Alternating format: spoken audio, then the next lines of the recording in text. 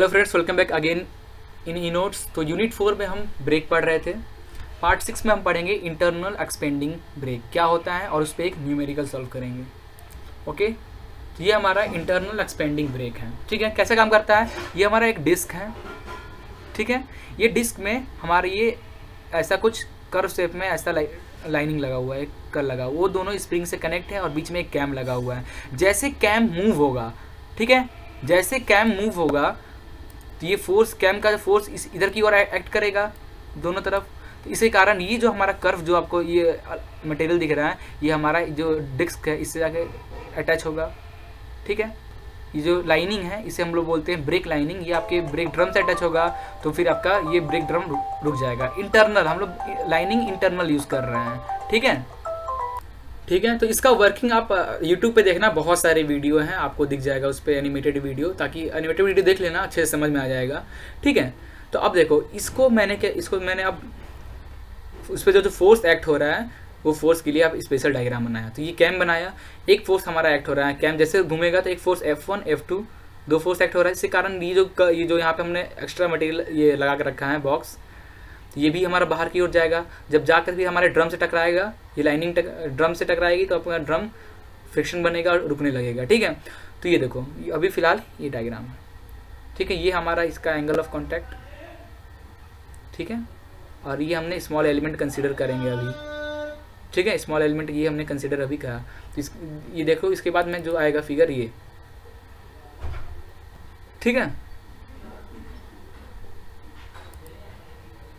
तो मैं इसका प्रूफ आपको प्रूफ बहुत बड़ा है, मतलब 2-3 पेज का प्रूफ है, तो अभी नहीं, मैं बाद में इसको प्रूफ बता दूंगा जब ज़रूरत पड़ेगी इसकी। ठीक है, फिलहाल हम एक मेन टॉपिक देखते हैं, उसके बाद बस न्यूमेरिकल हम सॉल्व करेंगे इस टॉपिक पे। ठीक है, इंटरनल एक्सपेंडिंग ब्रेक पे हम न्यूमेरिकल देखेंगे। हम बस आपको थोड़ा बहुत, आपको बस डेरिवेशन बहुत शॉर्ट में डेरिवेशन बताएंगे समझने के लिए लायक, उसके बाद न्यूमेरिकल सॉल्व करते हैं। ठीक है, देखो इंटरनल एक्सपेंडिंग ब्रेक, जो ये लाइनिंग बना होता है, जो ब्रेक लाइनिंग है लेदर उधर का जो इससे बना रहता है, ये एक्चुअल में यहाँ पे इंटरनल ब्रेक के लिए हम फेराडो मटेरियल है उसका यूज़ करते हैं। ठीक है, let r is the internal radius of the wheel. ठीक है, ये r is the internal radius of the wheel. ठीक है, b is the width of the brake lining, जो ब्रेक लाइनिंग हमने कंसिडर लगाया है उसका width. P1 is the maximum intensity of normal pressure, Pn is normal pressure. ठीक है, Pn is a normal pressure, F1 is a force exerted by the cam on the leading shoe, leading shoe मतलब primary shoe और secondary shoe, और F2 is the force exerted on the cam on the trailing shoe, that is secondary shoes. Okay, now consider a small element of brake lining AC at angle del theta at the centre. अब ये देखो, हमने ये A है और ये point C है, AC हमने स्मॉल कंसिडर किया, स्मॉल एलिमेंट। ठीक है, जो कि सेंटर से डेल थीटा एंगल पे लगा। इसमें थोड़ा जूम करके समझाता हूँ। ठीक है, अब समझ में आ रहा है? ये पॉइंट A, ये पॉइंट C सेंटर से डेल थीटा पे हैं। ये एंगल ऑफ कांटेक्ट यहाँ, ये रेड, और ये जो एंगल ऑफ कांटेक्ट है ये कितना है हमारा, ये सेंटर से ये थीटा 1 और ये हमारा टोटल थीटा 2। ये रेड वाला जो पार्ट है ये,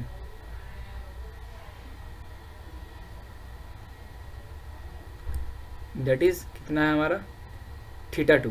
ठीक है, थीटा 2। और अभी हमने जो स्मॉल कंसिडर किया है वो है हमारा ये A C, ये O, जो कि कितना है डेल थीटा पे।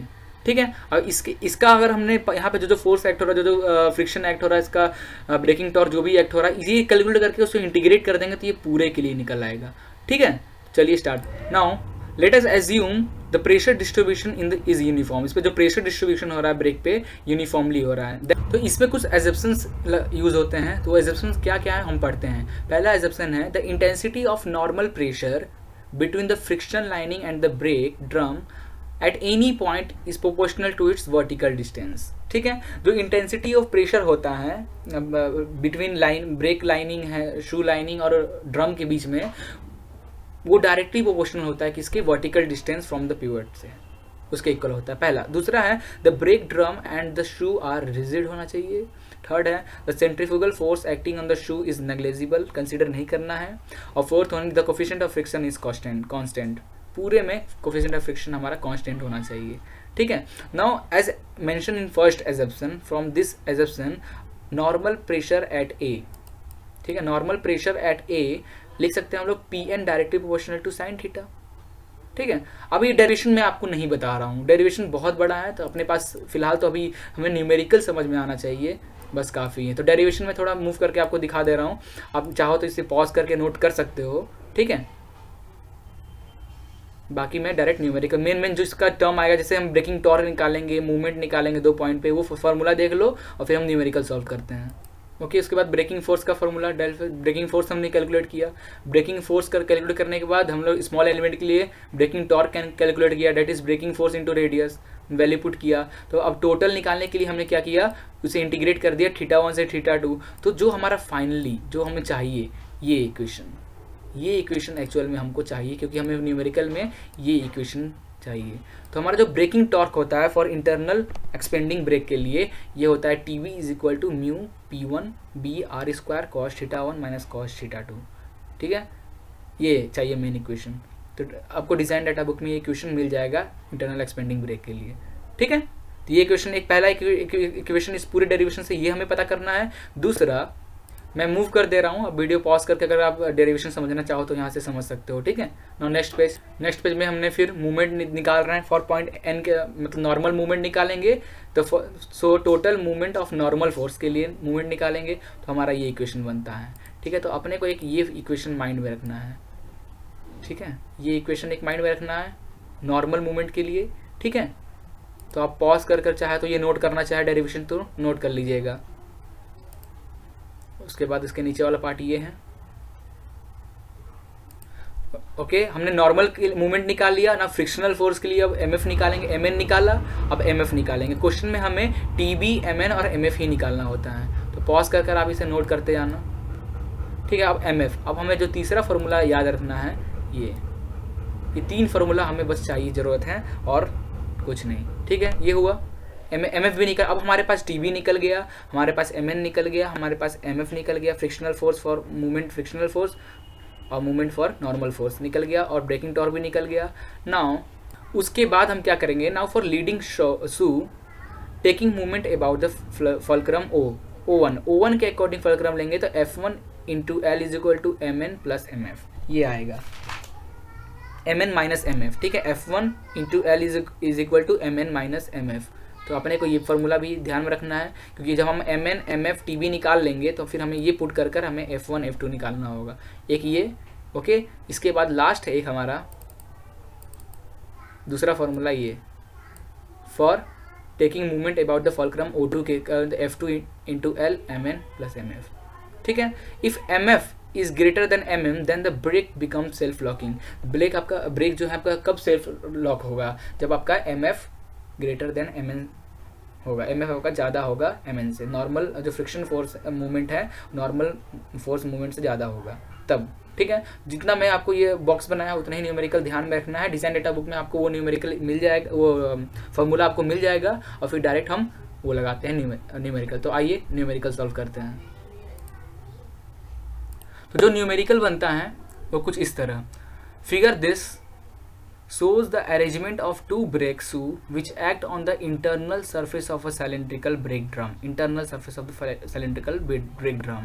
The braking force F1 and F2 are applied as shown, and each shoe pivoted on its fulcrum 1 and 2.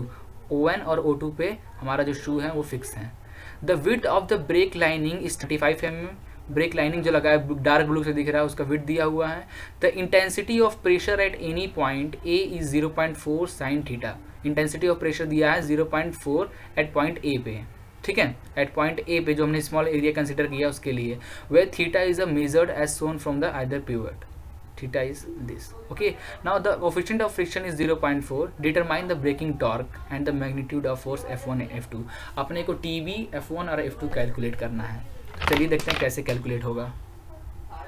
तो देखो अपने को ये सब गिवन है, विड्थ ऑफ लाइनिंग दिया हुआ है, कोएफिशिएंट ऑफ फ्रिक्शन दिया है, रेडियस दिया है, लेंथ दिया है, θ1 θ2 फिगर से दिया हुआ है, ठीक है।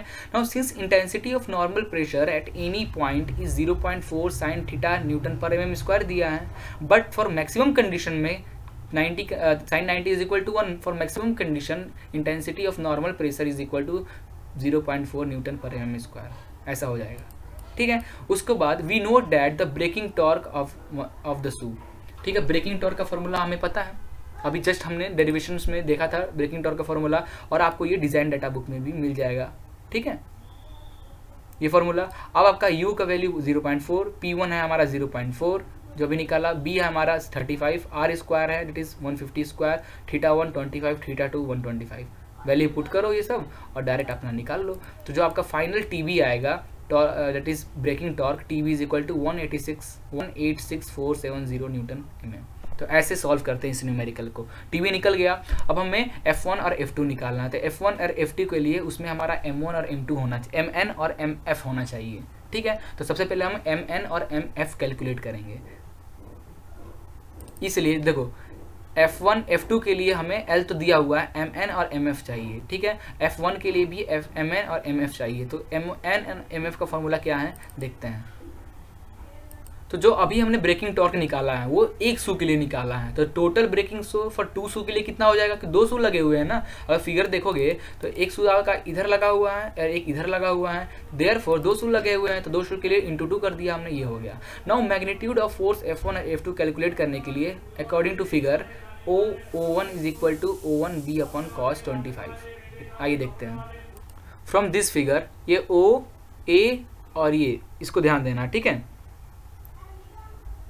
फ्रॉम दिस ट्रायंगल O1 और B, ठीक है, ये ट्रायंगल में क्या हो जाएगा cos 25, ये दिया हुआ एंगल, तो cos 25 क्या हो जाएगा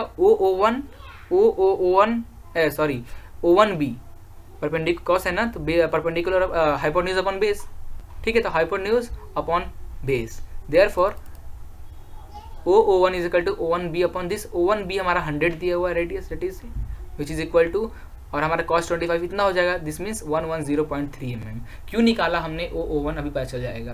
वेयर θ1 25 डिग्री था तो उसे रेडियन में चेंज कर लिया π/180 चेंज करके, दिस θ2 भी डिग्री में था तो रेडियन में चेंज कर लिया दिस, ठीक है।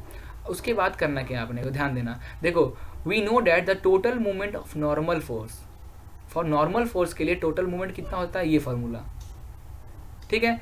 सारा वैल्यूज को हम ये पुट करते हैं, हमारे पास सारे वैल्यूज़ हैं। O1 यहाँ चाहिए था हमें, इसलिए हमने O1 निकाला, तो हमने ये वैल्यू पुट किया, बाकी R, B, P1, थीटा सब वैल्यू हमने पुट किया, उससे हमारा MN निकला that is 3000754 Newton mm। MN निकल गया। अब MF का फॉर्मूला क्या होता है देखते हैं। Now total movement of friction force, friction force के लिए मीन्स MF का ये फॉर्मूला हमने डेरिवेशन में देखा था, डिज़ाइन डाटा बुक में भी आपको ये मिल जाएगा, ठीक है। अब सारा वैल्यू इसमें पुट करें, सारे वैल्यूज हमारे पास हैं अवेलेबल है, वैल्यू पुट करें तो MF आपका आ जाएगा 163800 न्यूटन आ गया। अब करना क्या है, now force for the leading shoe the taking movement about the fulcrum O1 के अबाउट अगर मूवमेंट निकालोगे तो क्या हो जाएगा F1 × L MN - MF, formula हमने देखा था। तो F1 हमें निकालना है, L हमारा दिया हुआ 200, MN और MF हमने कैलकुलेट किया है, वैल्यू पुट करें तो हमारा F1 कितना जाएगा 685 newton. Similarly for the trailing shoe secondary shoe के लिए टेकिंग मूवमेंट अबाउट O2 तो F2 × L is equal to MN + MF, तो MN MF दिया हुआ है, वैल्यू पुट करो, L हमारा 200, F2 हमारा इतना आ गया, ठीक है। तो ऐसे ही न्यूमेरिकल सॉल्व होते हैं इस टाइप के अगर क्वेश्चन आपको आ गए तो फ्रॉम इंटरनल एक्सपेंडिंग ब्रेक का, ओके। तो वीडियो पसंद आएगा, स्पेशली मैं अगर डेरिवेशन समझना हो तो स्पेशली मैं बाद में ये वीडियो बना दूंगा, फॉर अभी एग्जाम है तो इसके लिए इतना काफ़ी है, न्यूमेरिकल पे कॉन्सेंट्रेट करना, ओके। तो thank you for watching this video, please like and share.